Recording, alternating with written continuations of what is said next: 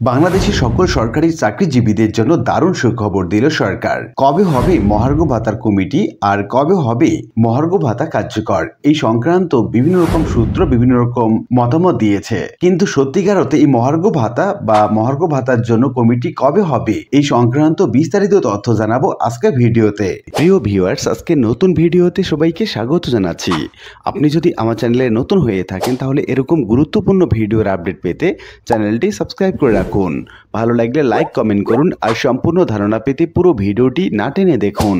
তাহলে শুরু করা যাক। সরকার মহার্ঘ ভাতা প্রদানের জন্য ইতিমধ্যে কমিটি গঠন করা হয়েছে। ইতিমধ্যে আপনারা এটা জেনেছেন। গতকাল যদিও কমিটির একটি মিটিং হবার কথা ছিল, প্রশাসনিক অন্যান্য ব্যস্ততার কারণে সেই সভা বা মিটিং সংগঠিত হয়নি। মিটিংটি কবে হবে সেটি তারিখ এবং কমিটি ঘোষণা করেননি। তবে এই মাসেই একটি মিটিং হবে সেটি পূর্বেই ঘোষণা করা হয়েছিল এবং এমনটা আমরা সর্বশেষ জেনেছি। এখন কবে হবে এই মহার্ঘ ভাতা এবং সকল সরকারি চাকরিজীবী যারা আছেন তারা অধীর আগ্রহ নিয়ে বসে আছেন যে কবে এই মহার্ঘ ভাতা দেবেন। যদিও এই মহার্ঘ ভাতার ঘোষণা অনেকদিন আগেই হয়েছে যে মহার্ঘ ভাতা দেবে, এমনটা জানিয়েছিলেন জনপ্রশাসন মন্ত্রণালয়ের সিনিয়র সচিব মোখলেসুর রহমান। সরকারি চাকরিজীবীরা মহার্ঘ ভাতা দ্রুতই পাবেন এমনটি বলেছিলেন জনপ্রশাসন মন্ত্রণালয়ের সিনিয়র সচিব মোখলেসুর রহমান।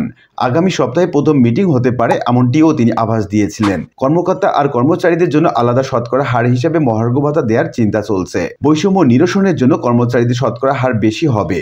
সর্বোচ্চ আর সর্বনিম্ন অ্যামাউন্ট ফিক্সড করে দেয়া হবে। আমরা যদি পূর্ব জারিকৃত মহার্ঘ ভাতা আদেশগুলো পর্যালোচনা করি সেখানেও আমরা দেখব 20% অর্থাৎ 1500 টাকা সর্বনিম্ন এবং সর্বোচ্চ 6000 টাকা পর্যন্ত মহার্ঘ ভাতা দেওয়ার রেকর্ড রয়েছে। পূর্বের পে স্কেলগুলো যদি আমরা লক্ষ্য করি সেখানেও দেখব যে এরা পূর্ববর্তী কাঠামোগুলোকে অনুসরণ করেছে।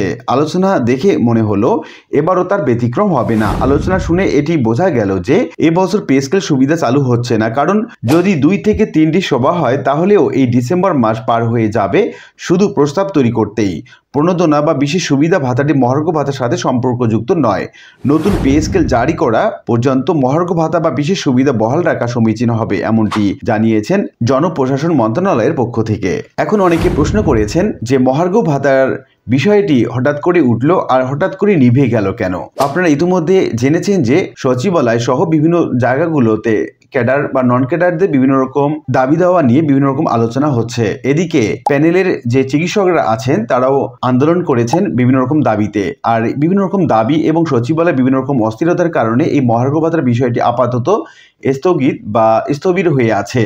হয়তো খুব শিগগিরই এই মহার্ঘ ভাতার বিষয়টি উত্থাপন করা হবে এবং কার্যকর হবে 2025 সালের 1 জানুয়ারি থেকে, এমনটি প্রত্যাশা করছেন সরকারি চাকরিজীবীর বিভিন্ন পরিষদ এবং এমনটি জানা যাচ্ছে বিভিন্ন রকম গণমাধ্যমের বিভিন্ন রকম সূত্রগুলো থেকে। কিন্তু সত্যিকার অর্থে কবে এই মহার্ঘ ভাতা চালু হবে এবং কবে মিটিং হবে এই বিষয়ে অথেন্টিক কোনো সূত্র এখনো কোনো রকম মতামত কিংবা কোনো রকম তথ্য প্রকাশ করেননি।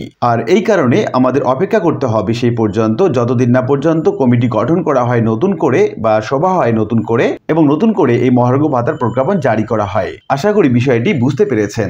আর আজকের ভিডিওটি এ পর্যন্তই। আশা করি ভিডিওটি আপনাদের ভালো লেগেছে। ভিডিওটি ভালো লাগলে লাইক কমেন্ট করতে ভুলবেন না। দেখা হবে অন্য কোনো ভিডিওতে। সে পর্যন্ত সবাই ভালো থাকবেন। ধন্যবাদ।